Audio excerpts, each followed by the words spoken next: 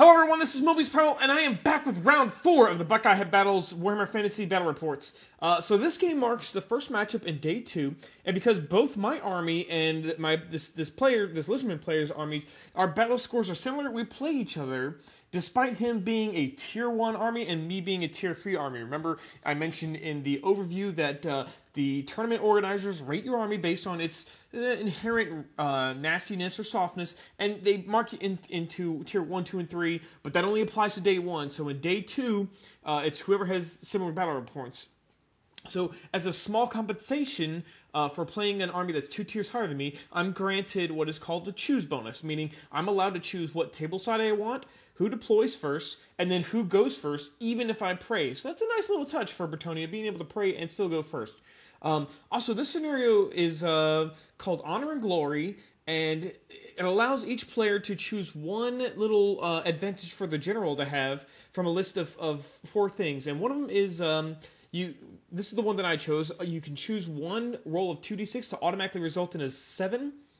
So very helpful for things like fleeing attempt, or rallying attempts, panic checks, or pursuing an enemy. If you see the enemy has rolled a 6, hey, I roll a 7 to catch you. In addition, you get to re-roll 1 Winds of Magic dice, or make your opponent do that. Another option is called you can't touch this. A core unit gains magic resistance 2 and +1 initiative. That one's not terribly useful. The next one is Truly Inspiring Presence, which increases your general's leadership by 6, and you're allowed to redeploy 6 inches, and deploy 1 unit after both players are done with deployment. I heard that's good if your general's on a monstrous creature, so then you have, leadership bubble of 24 inches? Holy crap. And then the last one is Lock It in His Pocket, and basically your general generates +1 Dispel die each turn. And then at any point in the game, you can re-roll 1 d6 for magic. And the objective of the game is to have your general kill an enemy character or a monster in a challenge or something like that. So, like I said, I got the 2d6 equals a 7 thing. My opponent took +1 Dispel dice, 2,400 points. Let's get it on. Alright, so my opponent brings to battle 2 units of 2 salamanders that are hiding out in those woods. And then he has a rather large unit of skinkagores. Next to them is a huge Warriors of Saurus Warriors unit who are led by a hero riding a cold one who has a 1-up rerollable save and the Burning Blade, a choke tech thing. But he's small fry compared to the Slan General who's on the other corner there. He's not only the General, he's the BSB, he has the Standard of Discipline, so it's got Leadership 10 cold-blooded everywhere with a reroll, so his units may as well be unbreakable. And then he has the Rumination thing, Conjugation, and Consciousness. So he knows every spell from the Lore of Light. That's what mage or what lore he is. He adds an additional dice for every spell he casts, and he says that one of my mages within 24 inches doesn't get 6s. And then just for funsies, he's got the Crown of Command, so his unit's stubborn, leadership 10, rerollable, cold-blooded, and he's got the Cube of Darkness. So yeesh. Then on the far right, he's got 30 Saurus Warriors, plus there's 3 units of 6 Chameleon Skinks running around skirmishing there. For my army, I basically try to bunker up in the corner, man. I know there's no way for me to take out those Saurus Warriors. Peasants, they struggle to deal with Strength 3, no armor, low leadership Beastmen Gores. There's no way I have a chance against that many Strength 4, high armor, great leadership Lizards. So I'll have to win this game with margins, things like killing the Skinks and the Salamanders, while protecting most of my army. So I crammed in the right side as my Trebuchet and Fast Cavalry, with the Knights and Pegasus next to them, who are behind an Archer unit. Then moving out more, I have my Peasant Castle, and I angled 1 unit out just in case the Skinks were going to try and deploy on my flank. And the way out on their own is a small Archer unit who basically try to draw some fire. So, like I said, I get to go first because of the Choose Special rule, and I charge the small Skink unit with my Knights on the right, and I lose 1 to a tree branch. And I swoop the Pegasus up to take out the other Skink unit next turn. And on the left, my Fast Cavalry charge the other Forest Skink unit.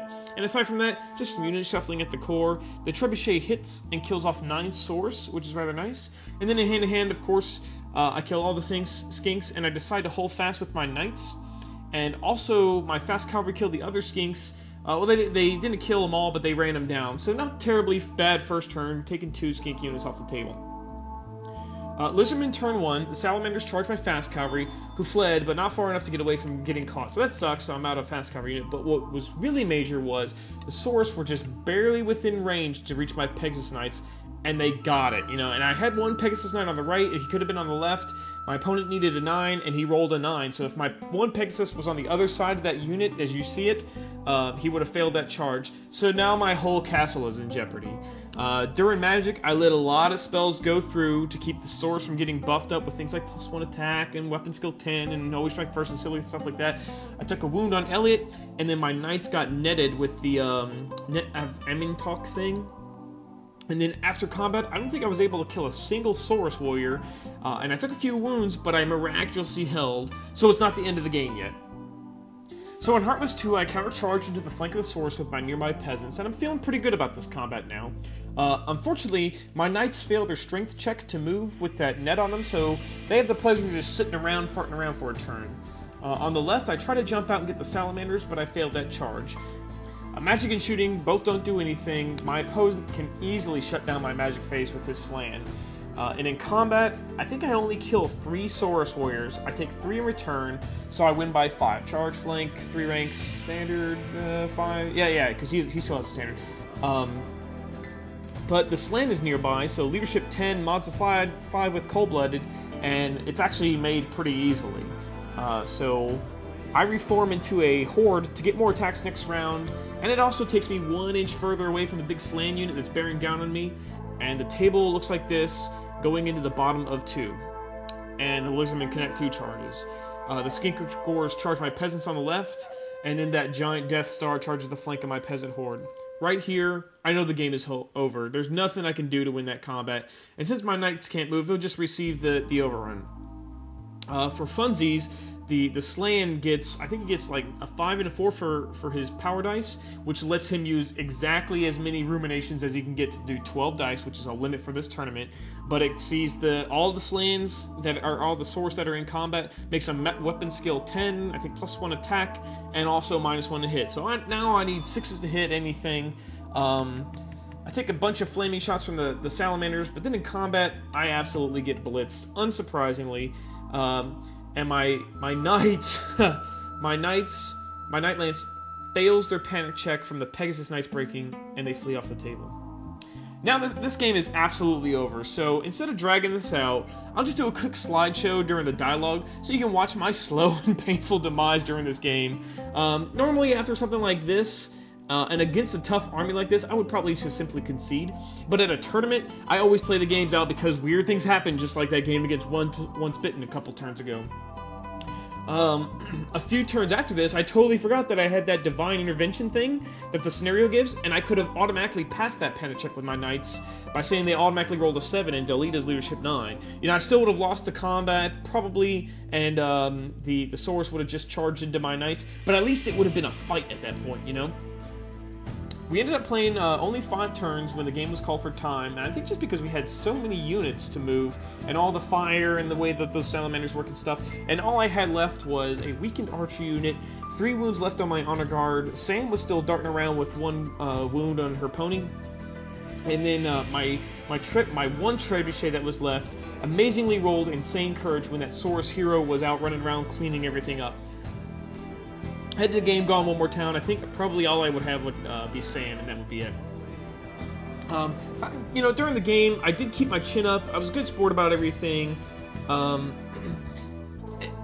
These are the kind of armies I don't particularly enjoy playing. It's not necessarily a bad way to write an army list, but this is not the way that I like to play Warhammer. You know, there's a game I watched on Vidhammer once, and it was a Skaven versus Chaos Warrior, and I already don't like Skaven, but they had a pretty decent balanced list, and then the Chaos Warrior was 2 units, and then a couple of 2 units of warriors. One was warriors, and then one was chosen, and then a couple of war shrines in behind him, and they just buffed him up, and then sprinkled with characters, and that's his whole army. And I'm thinking, how is this fun for this guy to move 2 big blocks forward and just like roll dice and pick enemies' units up off the table? I just don't see any fun out of that. It's not tactically challenging, and you know, it's like, well, if I get charged, I win, and if I charge, I win. So anyways, I don't know.